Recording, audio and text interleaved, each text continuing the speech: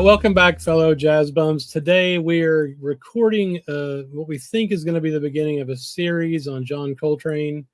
We're recording this Tuesday night, the day after his 98th birthday.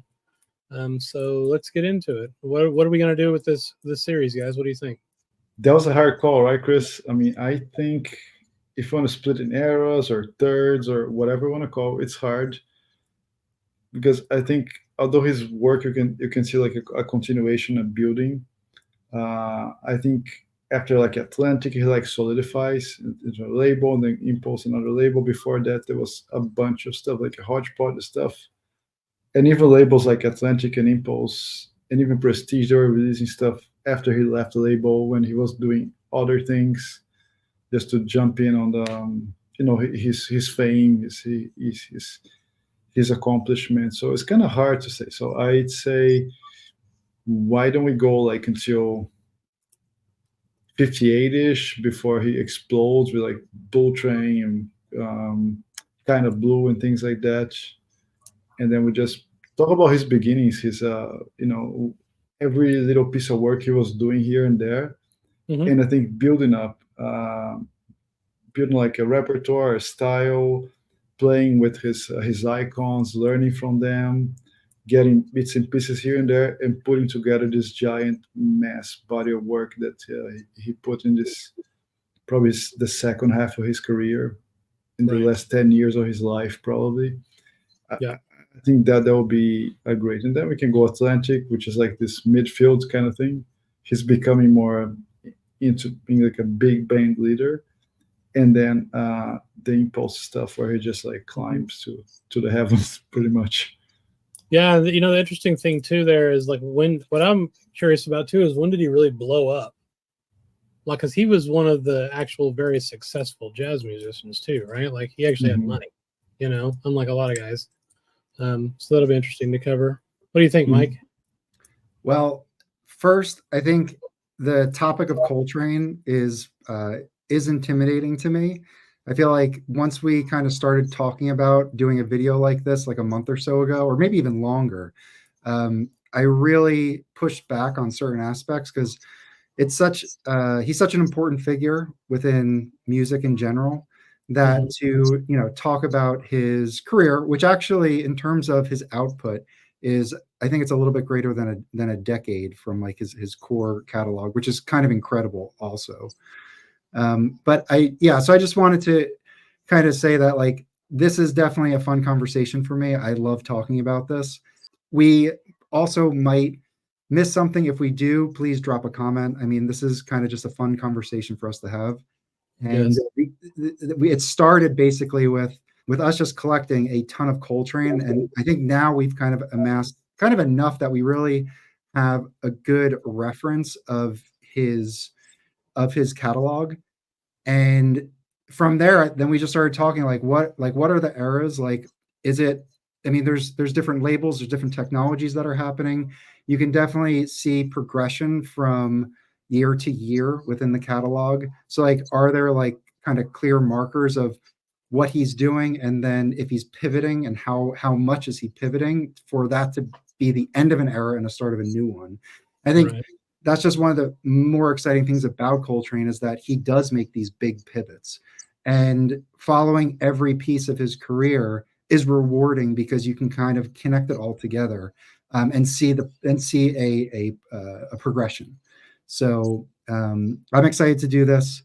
I'm excited for like his early stuff, which also preparing for this and kind of looking at years and dates, who he's playing with, what labels. This has also been really fun to do, so I'm excited to talk about some of the things that I've kind of been thinking about.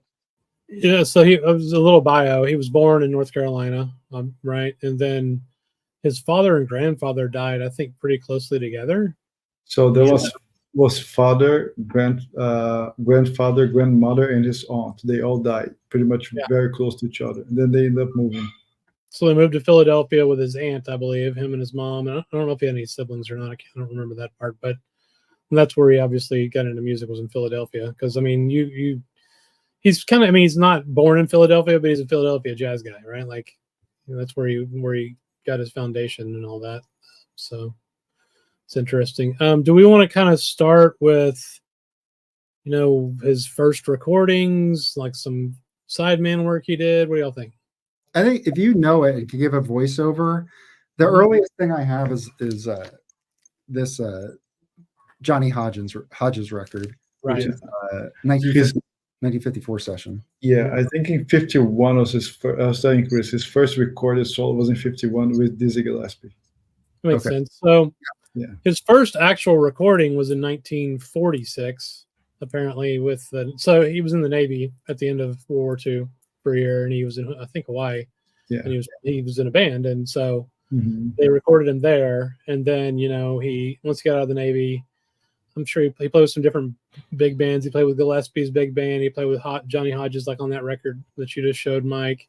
He played with Earl Bostic, who is one of my favorite sax players ever, that nobody talks about. Yeah. Who's an awesome sax player. Yeah. And he recorded with all those dudes too. So I was just kind of looking earlier at like super early sideman stuff. There was a guy named, y'all know Billy Valentine? Y'all have heard of him? I read about his name on a few books that I read, but I never deep into him.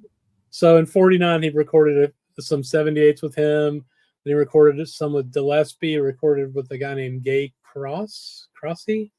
Never heard of him. Earl Bostic, Johnny Hodges, like we talked about. Now this is what year is this? It's early 50s. 49 into the early 50s, yeah. Okay, so this is going to put him in his mid-20s. Because Johnny Hodges, he quit Duke Ellington's band in 51. So that's like kind of his early stuff, and he did stuff with other folks too, some sideman work. But I mean, I think the big ones for me are Miles Davis and Monk.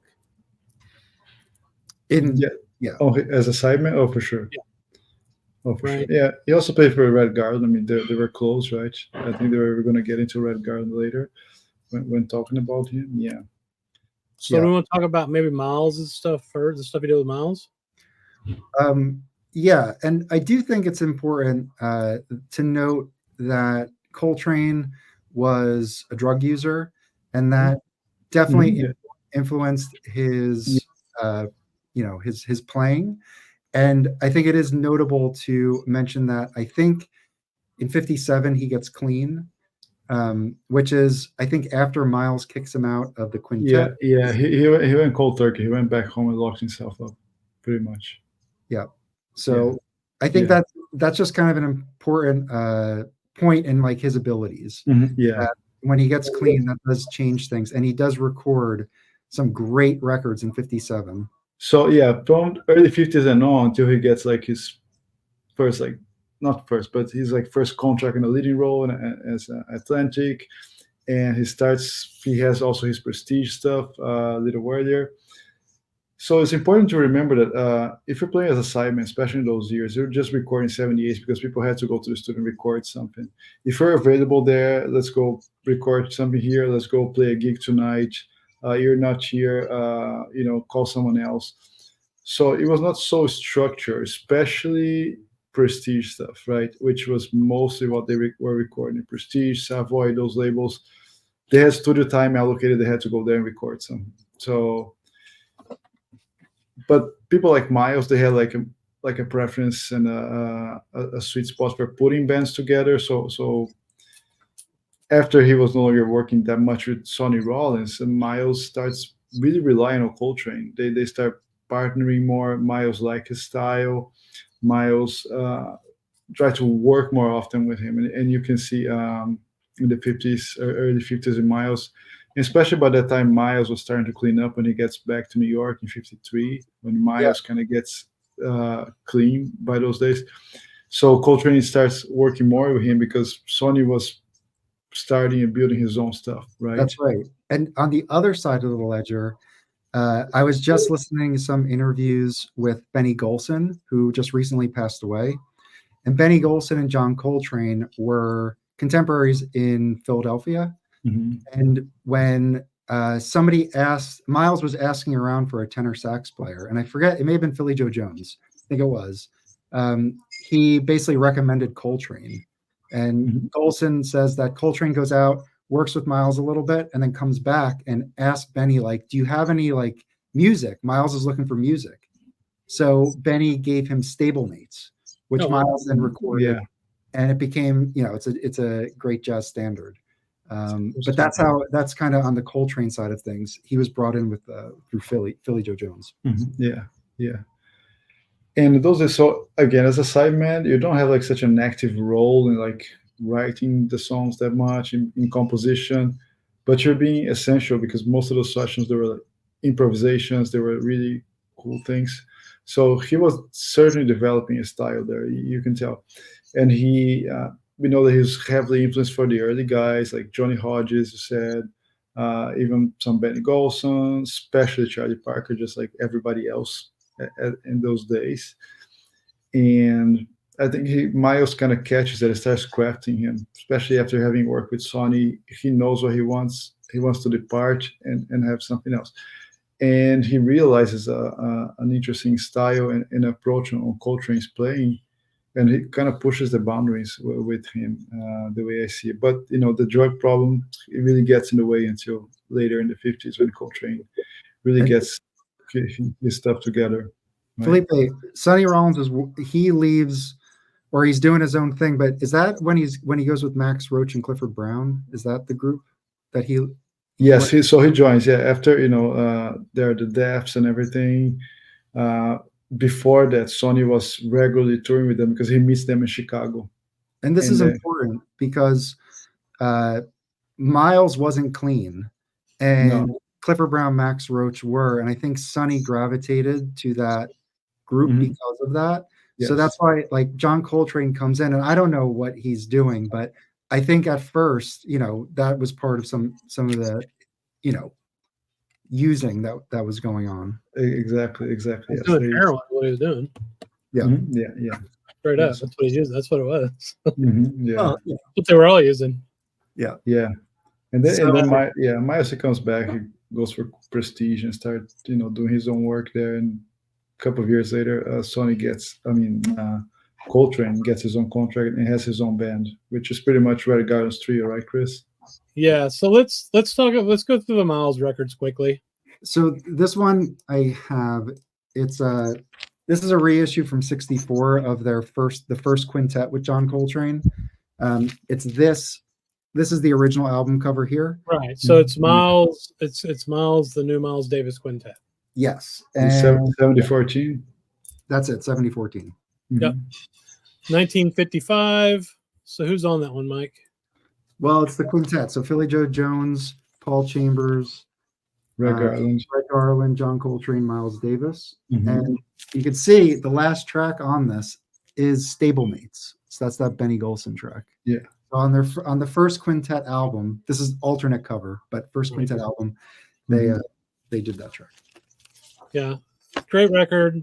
Just got reissued by OJC, I believe, if anyone's interested in purchasing that one. Yeah, So that's the first. That's really the first, Miles Davis record with Train. Now, weirdly, I want to kind of go through these in the recording order because I think that's kind of useful, especially as we go further forward in his career. We'll be able to see, how he progressed or whatever. Roundabout Midnight on Columbia. Yeah. The first session of that was in 55. Yeah. Exactly. So that record, Columbia hired him kind of, but the condition was you get clean and you leave Prestige. Right. So he recorded it in secret while still in Prestige.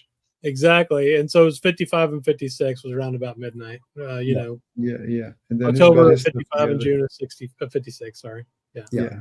Oh yeah, for sure. And you can tell it's a completely different sound and approach, and everything from the Prestige stuff has nothing to do. And I think that's great to see the genius of it, right? Yes. Yeah. And that's like one thing that I has really become apparent is you look at recordings from the same time period with similar people and the label and production that the label or direction the label provides must influence things. There's also other things like if they're able to have sessions before the recording, rehearsals, but yeah. So like we'll talk about Blue Note, Columbia, Prestige, and the sound of each of those labels is different. Yeah, Yeah, no, for yeah, sure. everything is different. A couple of things interesting about Round About Midnight. First of all, he was recorded on a different contract, but they held it until he actually moved. It was in his day the best-selling jazz record Hmm. until be beaten by Brubeck and then kind of Blue and all that stuff. And it was also the first record to include tape splicing. They spliced the tape on that record, All right. and the that's when I think photography became really important and kind of started building the image of Miles Davis as the cool, this mysterious, this dark, but at the same time very attractive kind of persona that was built around Miles Davis. That cover has it. Yeah, Yeah. the photo on that cover is just amazing. It's one of the coolest. Right, dangerous, dangerous, mysterious, but fragile. Yeah. I mean, Exactly. Miles Davis album covers are some of the best. All right. So then you got Relaxing, Working, Steaming, Yep. Cooking. Yep. Right. Yep. Oh, those were recorded in '56, either in. I know they said they did it in 2 days, but like I think there's a couple different sessions involved in those. Yep. Like from May of '56, October of '56. Mm-hmm. Yeah, so, not exactly like following days. Right. Exactly. Yeah, exactly. They've been 2 days, but like 2 days, 6 months apart, right? Yeah. So those four though, Relaxing, Working, Steaming, Cooking. What are y'all's thoughts about those records? I mean, it's the same group. I mean, it's the quintet. Yeah, I mean, no, I mean, it's what we know about them. We always talk about. So in the meantime, while on Prestige, right, Chris Coltrane also participated in many of those jam sessions and as a sideman in many things. A lot of Red Garden records, but then he's got to record his own stuff on Prestige, right? That's right. Which I think is quite interesting. Yeah. We're almost Chris, you asked about those 4 records. Yes. I think one great thing about those records is they're doing standards on those, and as having their renditions of it as like a reference to say like, oh, this is what like, Salt Peanuts, this is their interpretation of it, or the idea of just having the standard repertoire represented so well within these 4 records make them critical in as just fun to listen to, but also great for when you're comparing other people's versions and just having this kind of classic quintet give you kind of a great version of it. So exactly, yeah. Anyway, these are, in my opinion, these are essential jazz recordings. Yeah, for sure. Absolutely. After that, in '56, they also did Miles Davis and the Modern Jazz Giants. I have that one, and I think those 2 sessions, a '54 session, and let's see, '54 and '56. So I guess this was just like stuff they had in the can for Miles Davis, right? Okay. Coltrane, I think, is probably on the session from '56, I believe. So, yeah. All right. So just to quickly show the covers, this is a Workin'. The original Workin' had a blue cover. This is a reissue with a Bergenfield label, if it matters. But it's a reissue with a red cover. That's Workin'. Cookin'. This is a great cover there. That's Cookin' with the Moses. Relaxing, which is my favorite cover, and they do Oleo on this, which is a great song. And then lastly, they have Steamin'. So I mean, there's some other Columbia stuff he did in. Yeah, so this was after Miles kicked him out. He got clean, and then Miles brought him back for this session. Right. He did that one. He did one called Jazz Track, and he was on the Grand Jazz too. And then also, Jazz Track is a comp. It's La Sincère Le Chauffe. It's half of it. Yeah. Okay. Yeah. That makes sense. Okay, cool. So I mean, that's kind of the Miles stuff up through '58.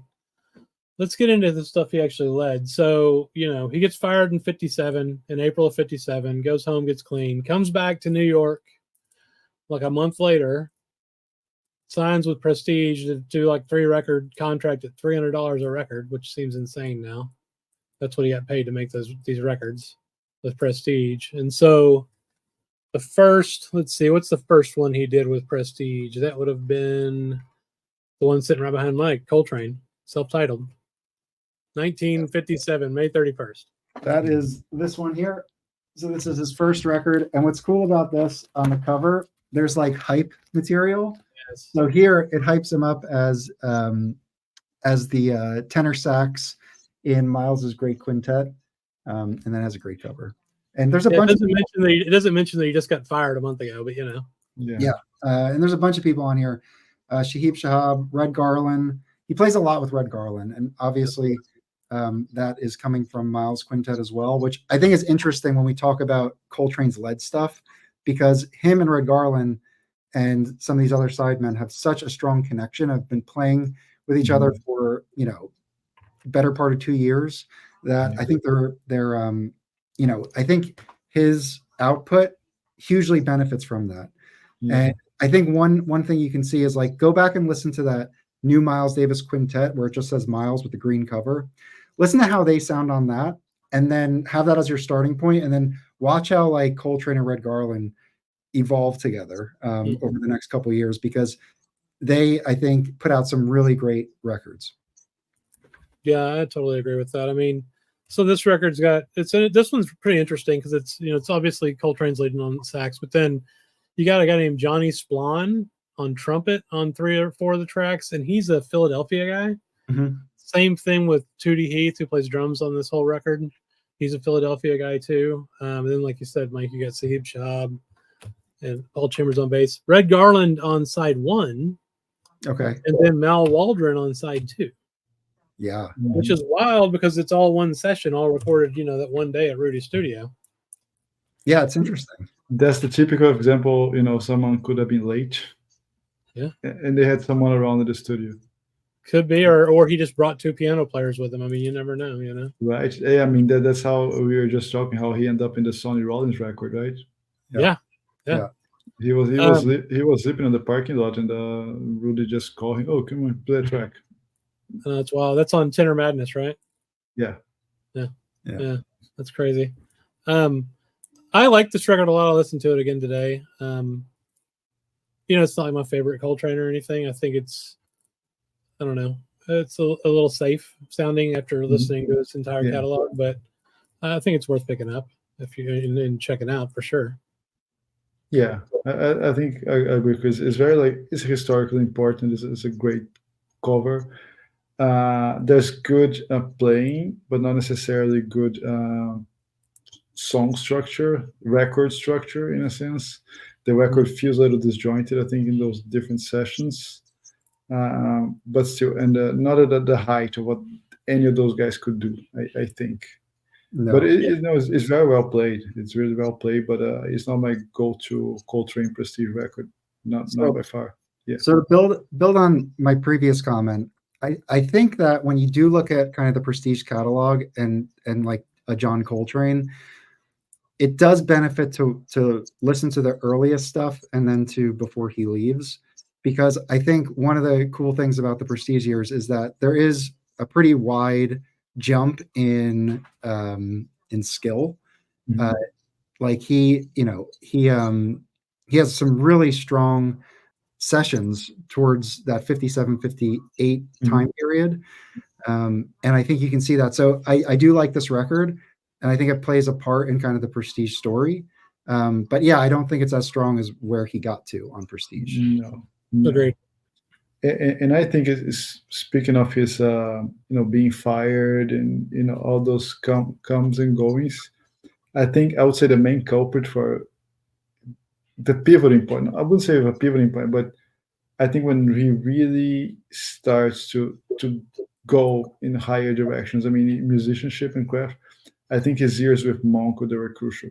I mean, that was probably when he learned how to be free, he learned how to express himself better, how to use chords or not use chords, and explore sounds and textures, and not only be stuck in the regular bop stuff.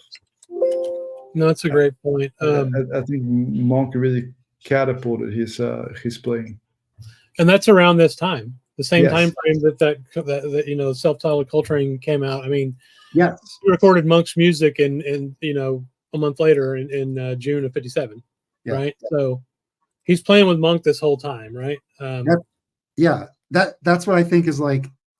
I think it's easy for us to get focused on like prestige or something, but he does work with Monk. He's working with Miles. He's working with Sonny Rollins. I mean, the list is incredible. He's even listed. He's playing with like Paul Quinochet, who's like a Texas tenor guy that's similar to like a Illinois Jaquette style. So he's playing with like all these greats. And this is all in like 57. And then we didn't even talk about Blue Train on Blue Note. We're not there. We'll get there. Okay, all right. But it's just like it's like there's so much happening in early Coltrane that's really fun to compare and contrast.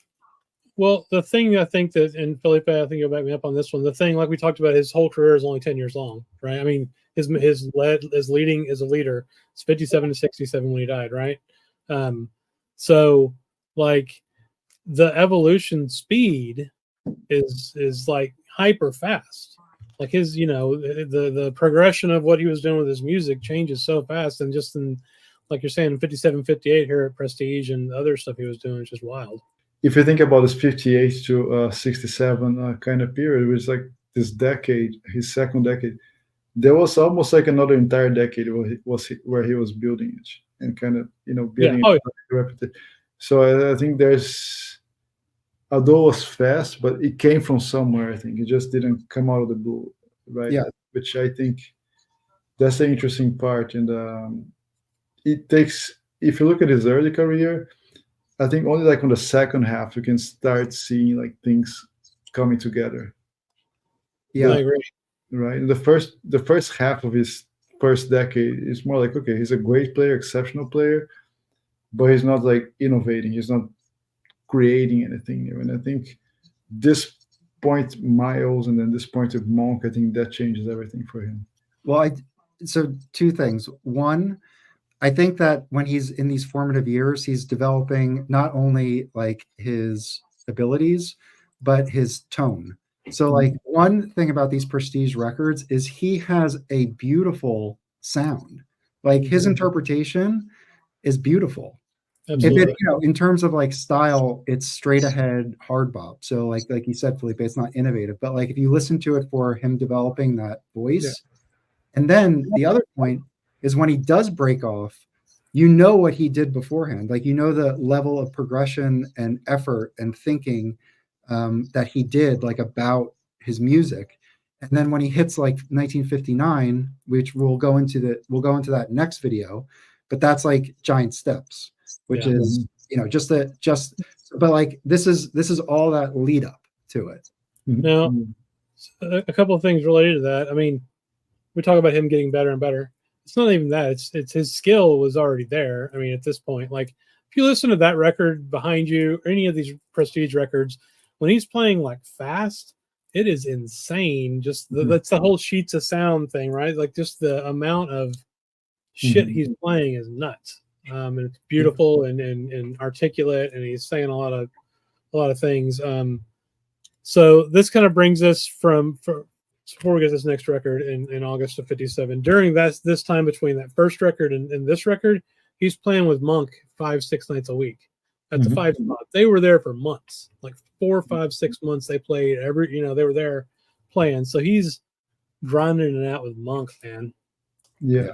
After 2 years with Miles, right, and all those guys, now he's playing in Monk's quartet in a live club for months on end. Yeah. That's just maybe this explains his part of his greatness, right? Just the fact that he had that experience. I mean, he paid his dues with like two of the best that ever lived to play the music. And when I was preparing for this, I've had this record and I've listened to it before, but this is all that's left from all that season with Monk. Listening to it today and trying to place it in the context. I mean, it was so fun to listen to this. I mean, it sounds fantastic. It is. When was that one recorded? Do you know? This was recorded in multiple dates, I think. It's 57. It was originally released on Jazzland, and I think like 62, but it's a 57 session. Yeah, right. You can find this on Chad's box also. Yeah, it's very, very good. Very good. Yeah.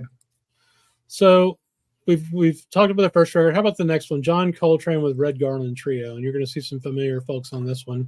You got Coltrane, Garland, Chambers, and Taylor again. Okay. Right? Art Taylor, Paul Chambers, Red Garland. This one? Yep. Yeah. All right. So this was the first cover. After this, I think it came out and was retitled Dig. It's called Trainin' In. Trainin' In. Thank you. Yeah. So yeah, I mean this one is very cool, and it's with Red Garland Trio. What's really nice about this is that it's not like all Coltrane all the time. It's Right. like he steps out for huge long solos by Red Garland and Paul Chambers, and Paul Chambers is Bowen, and then like a third of the song goes past, and then Coltrane will come back in with his solo. So it's really like a well balanced trio. It's a really really good one, and yeah, so this is definitely one to check out. Mhm. I mean that's prototypical hard bop. Yeah. Right. Yeah. So was the previous record. I'll listen to this today. My favorite song on it was, I think it was "Training In." It's that first song on side one. It's just them kicking ass, basically. Mhm. Super fast tempo, 12 minutes long. But Yeah. but I think Chris, coming along with still like Coltrane style in records, that it is straight hard bop. But I think the way they approach the interpretations of Red Garland, they bring this sense of lightness to things. Mhm. I think things don't go like very harsh or fast or heavy. He brings an amazing lightness to music, and even like you have Coltrane playing the horns, it still feels very soft and gentle and well put together. That's how I like Red Garland stuff. Yeah, on the ballad stuff for sure. On man, I think it's this song, "Soft Lights and Sweet Music." I think it was on this record. I've listened to like 6 Coltrane records today, so they're kind of blending together. But if I remember that one correctly, it's super super fast tempo. Mhm. You call it hard bop, but it's really bebop too. Because I mean, like the Yes. stuff. I mean, Coltrane sounds like Parker a lot of the time. Yeah. Just the amount of content he's putting into it. Mhm. Yeah, there's a tonic there. If you look into every single one of those records, there's always like this older composition, this classic or this standard. They play in a faster tempo. They play, and I think that the prime example we're gonna get is in Soul Train. But let's wait for Soul Train. Yeah, that makes sense. The other thing, the final thought on this record, this group. I mean, John Coltrane, Red Garland, Paul Chambers, like those. You could make an argument that those 3 dudes are like the best on their instrument. Or they're definitely on the pantheon of the instrument, right? Yes. And then Art Taylor's definitely no slouch either. He's just a total monster. So Yeah. Like when these Prestige records are great. like when I was mentioning like Prestige has like a sound, that is in part due to that trio. Like that rhythm section is on so much Prestige, and they play a certain way, which is also influenced Bob Weinstock. Yes, Bob Weinstock. So Bob Weinstock obviously, gave direction, but in terms of consistency and a sound, they are, I mean, like they are like in the pantheon. Like they are so well represented. Bob Weinstock was pretty much running the clock. Guys, let's make every second count. There's no doubt about that. That's a fact. Yeah, 100%. Yeah. Oh yeah. Now, for a different sound, chronologically, so that actually, yes. So that's August of '57. John Coltrane, Red Garland Trio. The next album he recorded was Blue Train in September of '57. Woo! Yeah. So actually, I just picked this up. This is it's probably like a 62 to 66 stereo pressing. Really sounds great. But this is Blue Train. And this is his only lead record on Blue Note, but he did have, he worked with Sonny Clark on Sonny's Crib. He was on a number of Blue Note sessions, but I think, and he was also on that Johnny Griffin one, a blowing session, which is kind of like it's Johnny Griffin, but that's kind of a co-lead. Sure. And that is an incredible record. That is like blowing session, was it Johnny Griffin, Hank Mobley, and John Coltrane is absolutely killer. But this is only lead one, and it's a damn good one. If you're going to have one, this is a incredible record. So just John Coltrane with the Blue Note sound and just nailing it, just nailing that sound. Like this is such a great Blue Note record. It's a 1500 series, which is also just cool. So anyway, I love this record. Yeah. And again, going back to the label, everybody knows this record has an absolutely different sound and approach and music to all his Prestige. first of all, it's a completely different lineup. You have it's a quintet. You have sextet, right? Yep, sextet. Curtis Fuller. You have Lee Morgan playing there with Curtis Fuller. And you have a completely different art direction. Blue Note was unlike Prestige. They rehearse for a few days before going to studio. So songs are way more like round up, way more finish, rehearsed. So you can feel that. And if you listen to the Tone Poet with the complete sessions, and you get some of the rehearsals, the false starts, and some of the buildings of the song, and you can tell how they change solos here, they change solos there, the mixing a little different in some spots. So it's a way more it's a way better finished product musically, um, as an album itself. There's a message there. It's very coherent and really well played with different players at their height. I think there's not much else to say about Blue Train, although Well, it still doesn't get recognition as some of his other work. yeah, I mean, does it not? I mean, I don't know. I feel like Blue Train's pretty damn popular. I think it's different. I think the Yeah. recognition is different. That's fair. That's fair. Yeah, okay, that makes sense. I think, in terms of like innovation, I don't think it hits on the same marks, but I No, also could be completely wrong about that. But Well, I no, think, Yeah. yeah. I think when people talk about his top work, it's always going to be Giant Steps and Love Supreme. Then everything Yeah. else kind of doesn't go on the same level. and I just disagree with that, but yes, people will say that for sure. yeah, Right. and then the late era John Yeah. Coltrane too, Yeah. because Yeah. it's So the other difference on this record is the rhythm section is totally different, right? I mean, well, not totally Mhm. different, but you got Kenny Drew on piano, which is special. Paul Chambers on bass, and then Philly Joe on drums. Yes. Which That's just a killer sextet. Yeah. dude, Kenny it's Drew. like the sextet. I mean, like, okay, who do you want more, right? I mean, I guess you could make an argument on piano. Maybe you don't want Kenny Drew as your top hard bop piano player. No, but like, Kenny Drew can.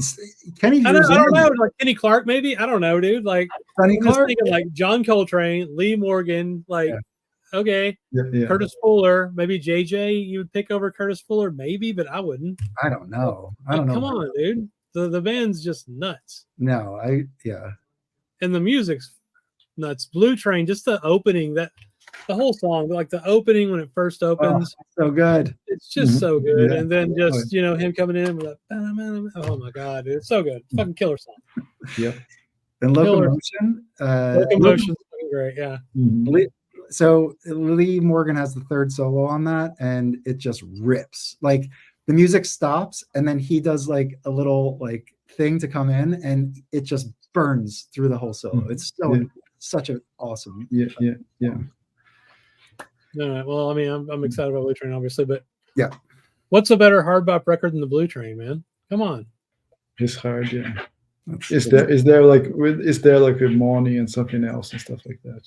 Yeah, 100%. It's up there. Yeah, exactly. Great one. All right. Yeah. All right, where are we going to next? His twin album. There's a twin album to Blue Train. Yeah. Soul Yeah. Train, bro. Soul Of Train? course. Yeah. So tell us about Soul Train, Felipe. So Soul Train, they were recorded almost side to side, right? But with a different band. Of course, going back to the Red Garland trio. Yep. And I think this record is by far his best on Prestige. Absolutely. Mhm. After listening to all the stuff I listened to today, I think I agree with you. It's just a different level. You can pick things different. I don't know if it was any influence of working on the Blue Train stuff. He had working on some of this material. And I think Soul Train just has a little bit of everything. So Soul Train on the liner notes is the record that the word sheets of sound comes for the first time. Yes. Right? Yeah. It's So used just for the first time. Yeah, real go quick ahead. on timing, right? So Blue Train was September of '57. And then he has the whole winter doing whatever the hell he's doing. Maybe he's playing with Monk still. I don't know. And then Soul Train comes out is recorded February of '58. Now we're into '58. Yeah. Right? Soul Train. Yeah. So, and you have this perfect mixture of more advanced fast bop and you have some really like exquisite ballads that you can really almost like take it out from the ballads record on Impulse. Yeah. You know, that same like brushwork and tone and space and distance, and it's so warm, so heartfelt. It's just amazing, amazing playing.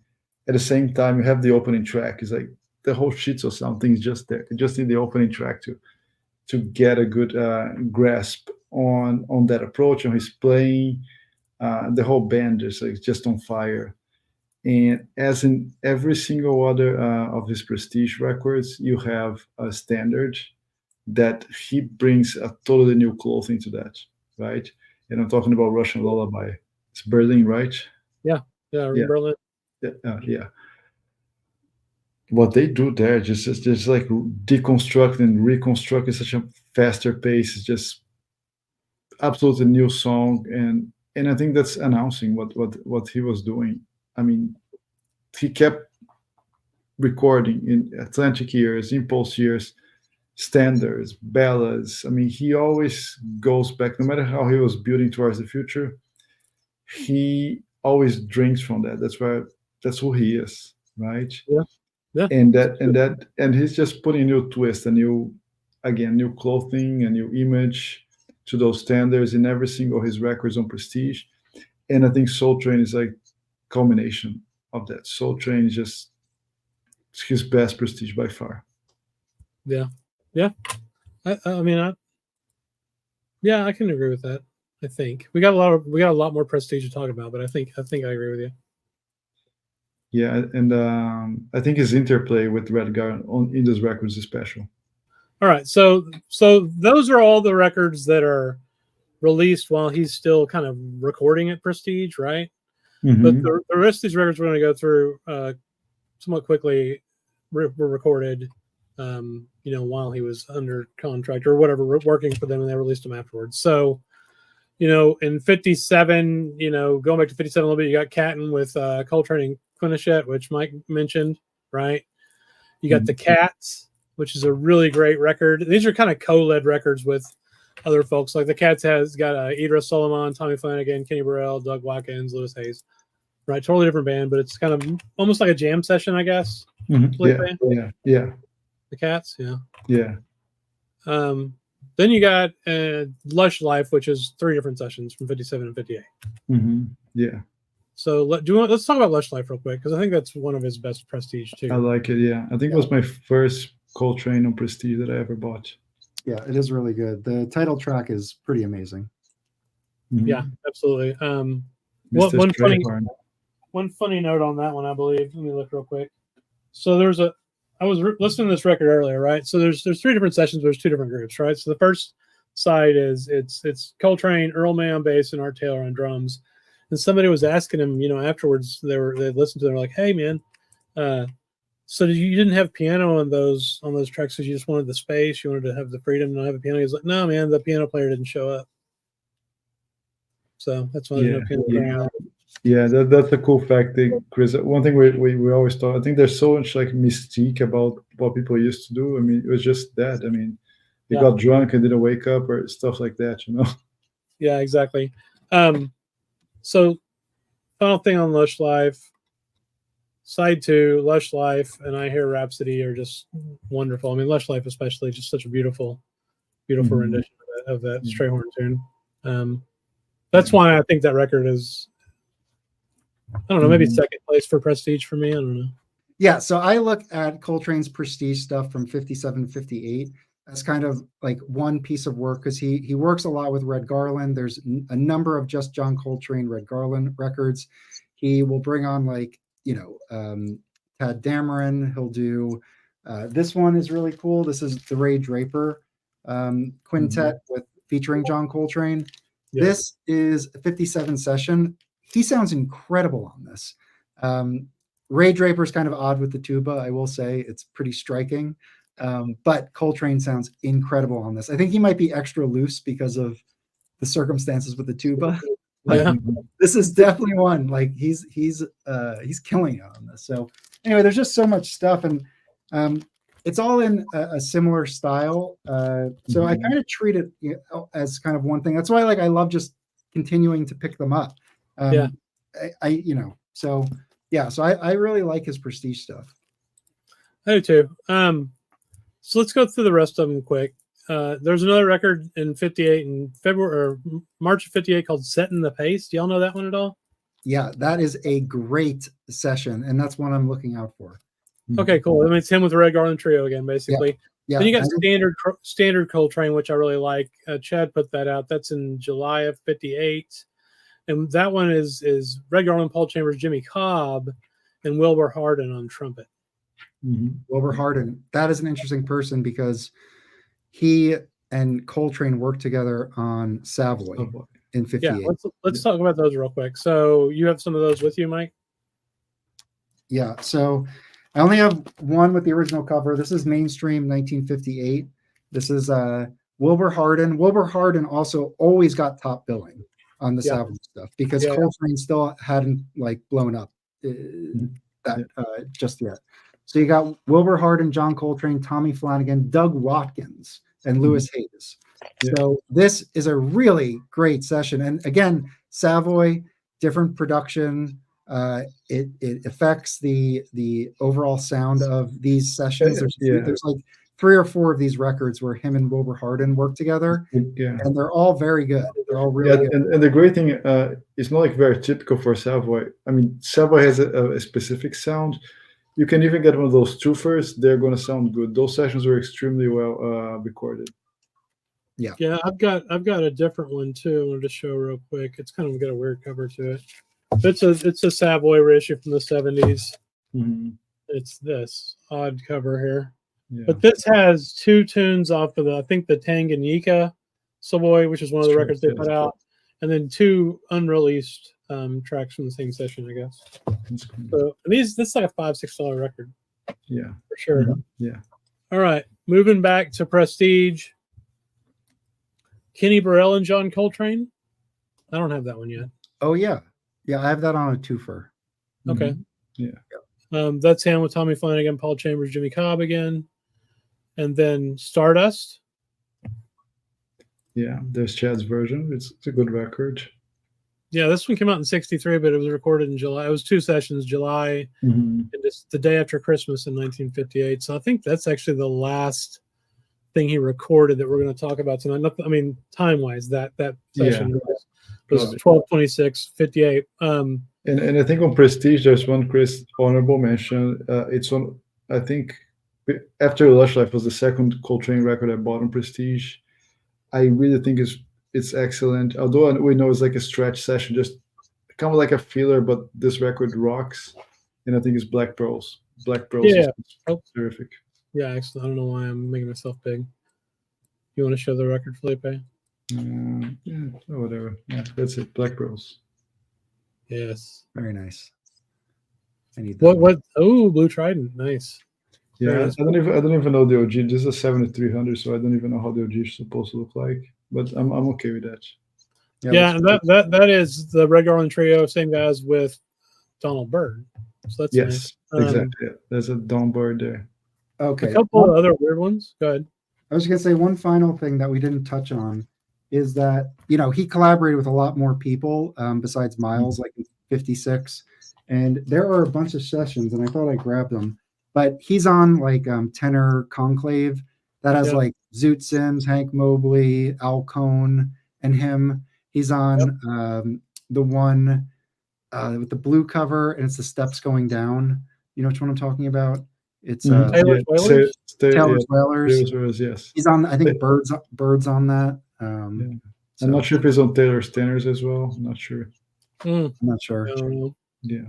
There's a bunch. There's a bunch there. Yeah. Remember, Weistock had Rudy's studio booked weekly, so he had to use it. Whatever, he would just throw people there and record something. Yeah, and just a side note, I was just thinking about how like Prestige did that all the time, and so did earlier labels like Clef and Norgran. They would just have like 3 trumpet players playing together. Yeah. And when you think about like Blue Note, that rarely happened. I mentioned Blowing Session that had 3 tenors. That was kind of an outlier within the Blue Note catalog. They usually just had like quintet, tenor, trumpet, or guitar, but usually, something like that. So Yeah, anyway, so Blue Note had a studio on Fridays, if I'm not mistaken. I think Savoy had 2 days of Van Gelder, Blue Note had Friday, Prestige had Saturdays, but Blue Note had 2 days mandatory rehearsal before they went on a Friday to studio. well, Yeah. I just want to thank everybody. Thanks for watching. And please if you like this, please, share it. Make sure you subscribe. We're going to do comments. 2 more of these at least, talking about the rest of Coltrane's career. And yeah, this was really fun. That's cool. Absolutely. That's Thanks for watching, everybody. Thanks for watching. Drop your comments.